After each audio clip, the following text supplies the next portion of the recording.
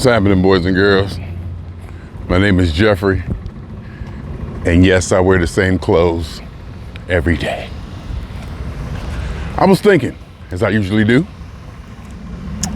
in my philosophical journeys, I've often mentioned that I do not believe in right or wrong, good or bad. There is no right or wrong, good or bad. It's all so severely subjective. It's all so severely subjective that ideas and ideologies along good, bad, right, or wrong are up to the individual. There is no one universal truth of what is right, what is wrong. There is no ultimate moral authority. It's up to each individual to decide what is right, what is wrong, what is bad, and what is good unto themselves. And collectively, there'll be certain things that a lot of us will just consider that we agree on. We could just basically loosely say, yeah, we agree that blah, blah, blah, that. We basically agree that starving babies is not good. Something drastic, just to, prove an example. And not to get too political or divisive or controversial, abortion, key issue. Some people think it's okay, some people don't. And there is no right or wrong, there is no up or down, there is no anything. It's just what each individual chooses to believe or is led to believe or has evolved to believe.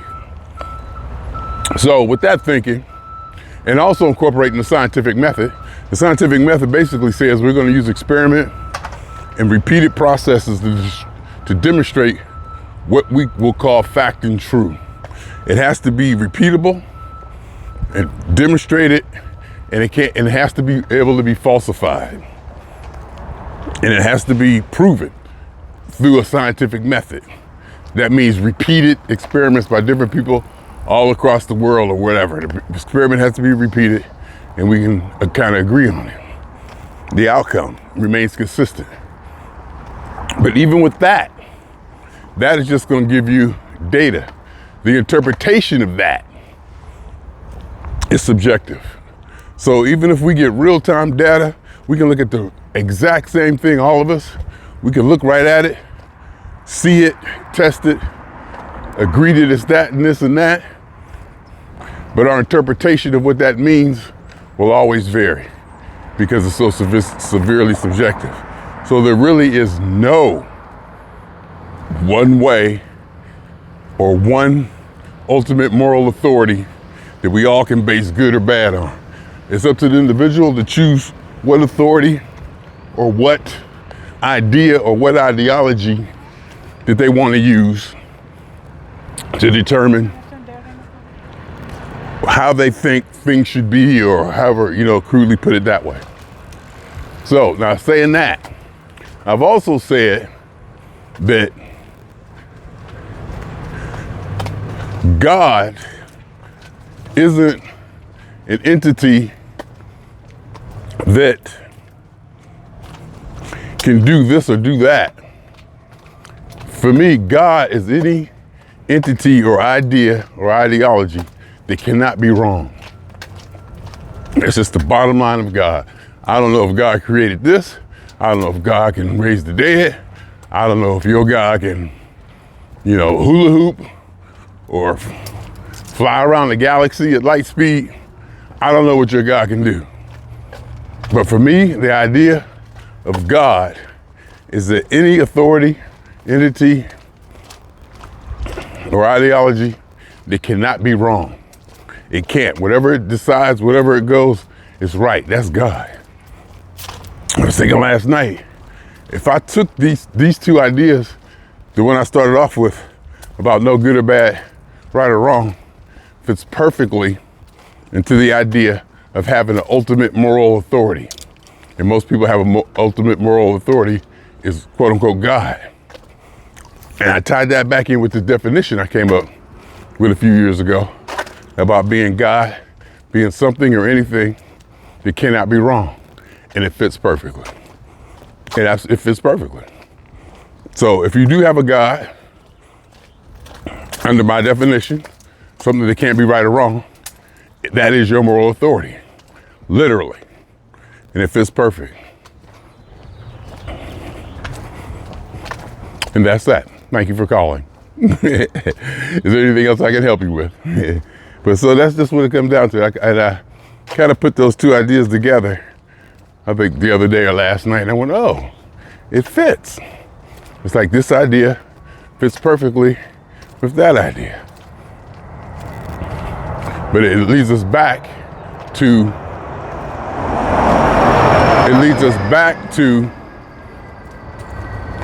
there's being no ultimate moral authority unless you believe. But some people might say, well, just because you don't believe doesn't mean it doesn't exist. That's true. But the scientific method says until you can demonstrate that it exists, the burden of proof is on you. I can't ask you to prove a negative. Prove to me that yellow unicorns with 4 eyes don't exist. If they don't exist, how are you gonna do that? How can you actually prove that if they don't exist? That means you'd have to search everywhere in the universe. And that's impossible. The concept is relegated or basically thought of as impossible. And we accept it as that. We just accept that as impossible, as something that, ultimately can't really be done. So we just leave it right there for the sake of continuing on with our discussions and quote unquote debates and arguments. So that's what I wanted to say today. Just want to talk about the moral authority and what your idea of God is. And if you look at your idea of God, the first thing, the first thing that you'll probably notice is that God can't be wrong. God can't be wrong. Whatever God decides, whatever happens, whatever he deems permissible or unpermissible goes. And living your life under God or outside the God bubble with no direct indication of God, no direct communication with God, no demonstrable communication with God. Because a lot of you gonna say, oh yeah, I talk to God all day. God talks to me. God told me this. God told me that. And you'll say something, oh, well then how come this happened? Oh, I was here, I was this, I was that, I was blah, blah, blah. And then, I talked to God and this happened, it saved me. I believe in faith. I believe faith is real. Faith works. But faith is belief in things that can't be proven or seen. Faith means you're believing in something that can't be demonstrated or proven or there's no evidence of. So the faith works. It's not God. It's your faith in God that works. And it makes you for a better human being, better operating, better understanding. Well, when you wake up in the morning and you feel that God is going to protect you, God has the answers, God will guide you, your day is going to go swimmingly. Your day is going to go swimmingly just based on the fact that you have belief or faith. You just wake up with a better attitude. We as humans we need to wake up with a good attitude. Attitude is half of it. How we feel in our attitude is probably 70% of everything, if not 80. And it comes back again to being subjective.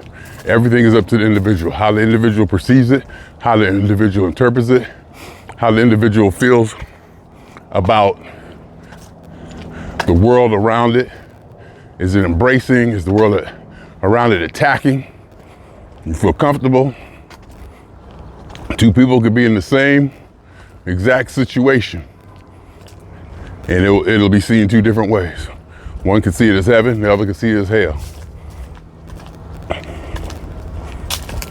So I guess that's all I wanted to say along those lines. Wanted to get that down, how that my definition of God fit in with my no good, bad, right, wrong, no ultimate moral authority idea. And so our ultimate moral authority idea comes from, a lot of it comes from groups who form under the idea of faith in a God or a religion.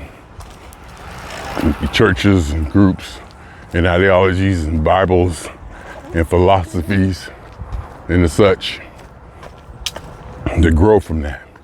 And people can, quote unquote, kind of, I ain't gonna say base their ideas and stuff on the ideology, but roughly have a common foundation of belief. Like Catholicism believes a certain way. Islam believes a certain way. Judaism believes a certain way. Buddhists believe a certain way. It's like a generalized ideology until it gets to the point where the Bible, it becomes religious, where the Bible dictates this, that, this will happen. When people start taking text literally and kind of manifest it into something more tangible than it may or may not really be. It may be just be a concept or a philosophy, and they want to make it like a real thing. You know? Do you? I'll be back. Okay, so where was I? Of course I don't remember. So let's go back to the moral authority. The moral authority, the ultimate or the necessary, not even ultimate, the necessary piece to make, there you go. The moral authority. So that was a dog who I usually see, look like a Siberian Husky that I see with people walking.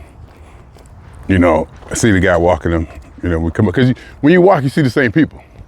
And then when I stopped walking for a while, and I came back and I started seeing the same people, it was cool. We look at each other and, you know, just nod and say hello. Ain't none of that stop talking, name exchanging or that. So we just go, hey, we just nod and acknowledge that we see each other out here every day. And Siberian Husky looked like an older dog. Usually walk in and you see him stop and the owner say, come on, come on. Had him in a cart this time. He was on a bike in one of those baby carts or whatever, the dog carts. So he was like in the back, going back. Somebody said, I said, well, I'll take the dog out of the stroller. What's the point? And I guess dogs still like going out. You know, they still like being out and, you know, experiencing stuff. Because another buddy of mine said a long time ago that, you know, we never know what they're smelling. We never know, we won't know the effect on their smelling and what they, olfactory is the word, on their smelling and what they smell and how that triggers their brain and what goes on, because, you know, smelling is a big part of a dog, so you never know. Instead of being able to just run around and do stuff, just being out may stimulate the brain and keep it going, as opposed to being cooped up. Give the dog life. Anyway, no moral authority, no ultimate idea or entity or authority that says this is right, this is wrong, this is it. We agree to abide by the laws. Well, in certain societies or publics, such as our capitalistic democracy here in America, you're born into the situation and you don't have any say in that, but you're born into the situation under a set of laws and ideals and ideologies that your parents or whoever brought you in this place agreed on. Said, all right, we're gonna abide by this. We're gonna agree to abide by that. And there's also a process in place to get laws changed and ideas changed. So we all participate in this, and we all try to get our ideas and our goals and what we think is right and what we think is wrong implemented. So that is, I wouldn't call that a moral authority, because that's more like laws. And laws can be legislated. I can tell you what not to do and what you're not. I could say, all right, if you do this, you're gonna get fined. You do this, you're gonna go to jail. You do this, to that. These are actions. Whether these actions are good or bad, I can't tell you that. I'm just saying the law says this and that. This is what the law says is gonna happen. If you do this, this is gonna happen. And we all, a bunch of us agreed upon this before you were born into it. And until you get old enough, I guess, to opt out of the system to go find another place to live, whatever, you're gonna live within these laws and ideas. So that's laws. That's just what you can do and not do. That governs actions, not the moral idea of those actions. Abortion being the key piece. Some people think it's evil. It's a sin. It's murder. Some people don't. That's probably one of the best analogies you can come up with. How people go look at the same thing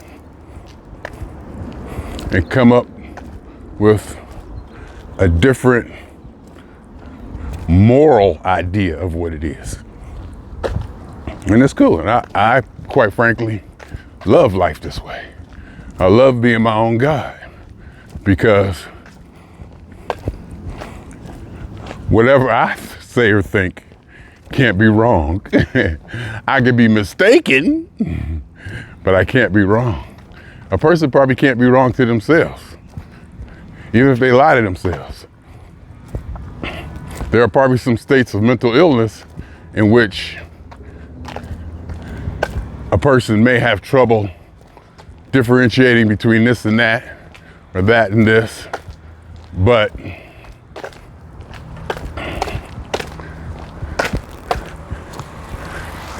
and that's probably because of certain parts of the brain that relay information back and forth to each other may not work right, and they may have trouble interpreting, or like the medulla oblongata, I guess in the back, reptilian part of the brain or something that helps us gauge this or react to that.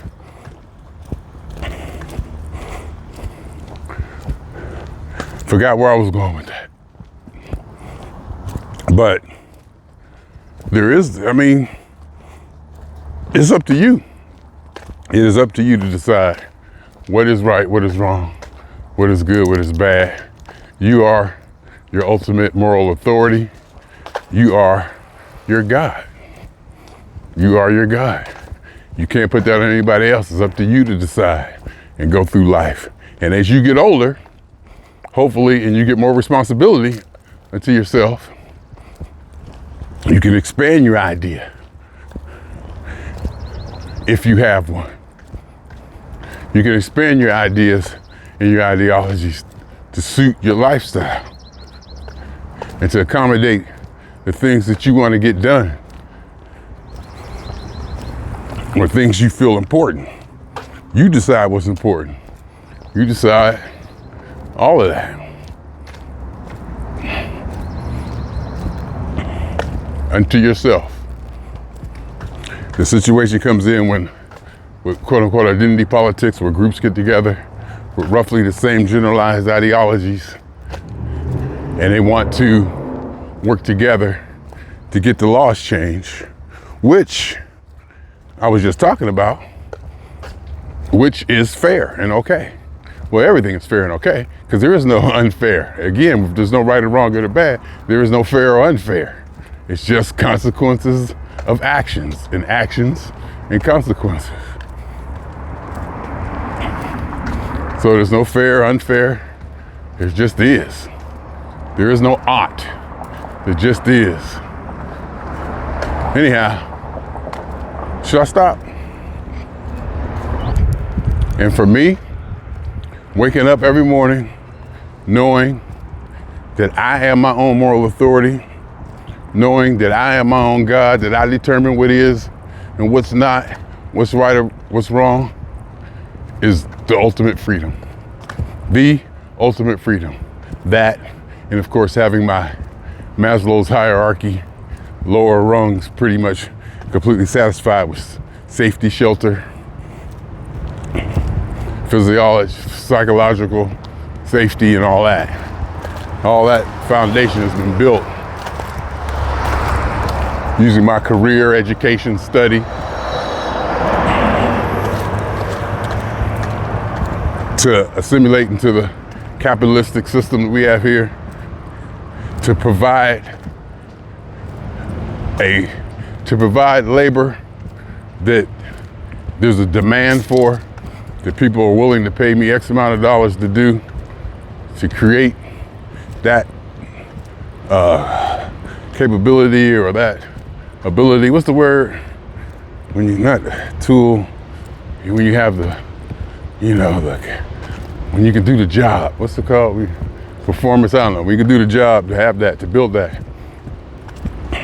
Have that in my occupational box where I can say, I